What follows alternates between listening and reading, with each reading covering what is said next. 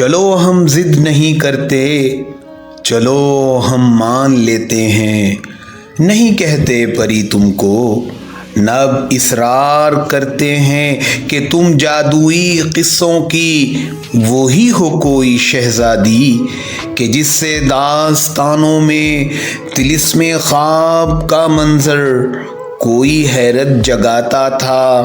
तखय्युल को, तसव्वुर को कई मानी सुझाता था। चलो हम जिद नहीं करते, चलो हम मान लेते हैं कि तुम जिंदा हकीकत हो, नहीं हो ख़ास भी इतने कि जितना हम समझते थे। मगर ये तो बताओगे कि अफ़सूने तमन्ना से कोई ऐसे महकता है? ये दिलकश रंग बातों के सभी पर हैं उतरते क्या? ये नाजुक रेशमी लहजा हर एक के पास होता है? हवा के साथ बहने का, फ़ज़ा में गीत भरने का, ज़मां से पार जाने का हुनर तुमको नहीं आता?